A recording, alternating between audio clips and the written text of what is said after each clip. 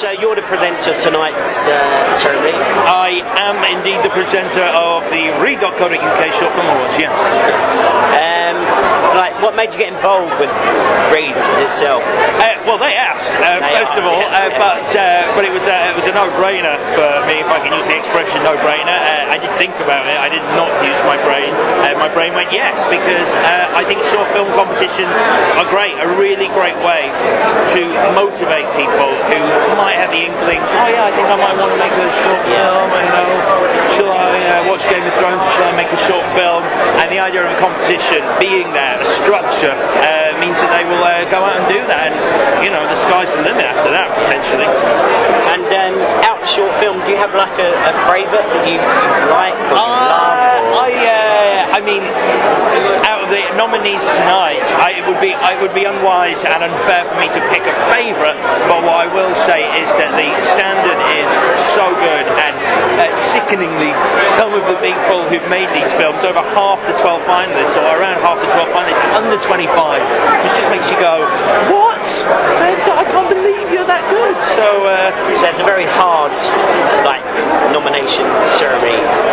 Yeah, I mean, this is tough. It's a tough crowd. I'm saying that now like it's going to be a breeze. It might go terribly. I might walk on stage and say something hugely inappropriate and get booed off, which has happened. But I know tonight should be really good. I mean, as a film fan, it makes sense. I've done award shows before where you go, why have you asked me to do the building awards? Because I've never done DIY. I flounce around in skinny jeans, making my hair look like I just got out of bed for 3 hours.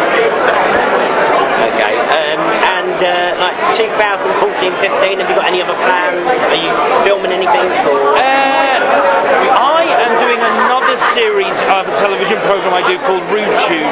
I'm doing the seventh series of which I have to say is amazing. Oh, thank you very much. That's really kind of you. Yeah, I'm excited to be doing it again. The internet keeps producing content that we keep borrowing, and so here we are, 7 years later. But I do really enjoy doing it. I mean, you never get bored of watching cats do things.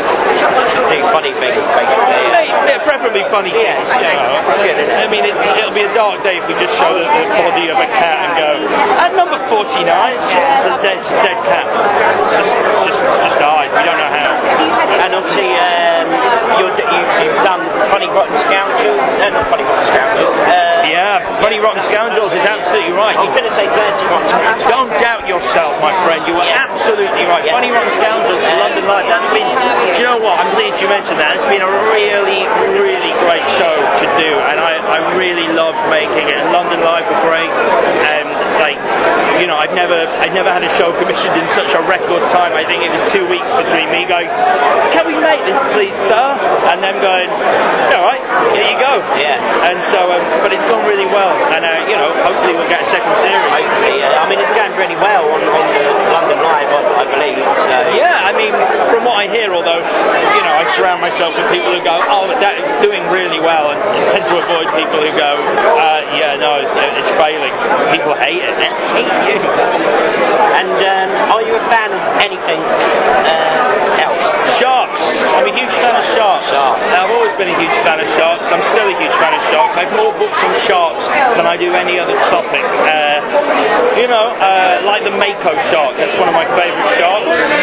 The thresher. I'm a big fan of the thresher. I like the idea that it can stun things with its tail. I think if I had a tail, I'd like to be able to stun fish, maybe other people. It'd be great in a mugging.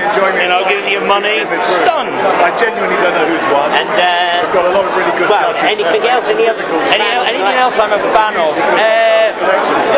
Cheese. If I could only eat one food for the rest of my life, it'd be cheese. There is such a huge variety. I had some Munster cheese. I haven't learned how to pronounce it, so I haven't met anyone else to talk to about it. So I'm pleased you asked me about cheese.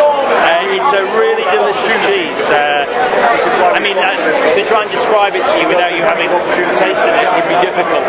But it's kind of like cheesy. Are you a fan of any other comedies? Oh right, sorry. I thought you meant a fan of Jingle. Right, okay. Any of the comedies?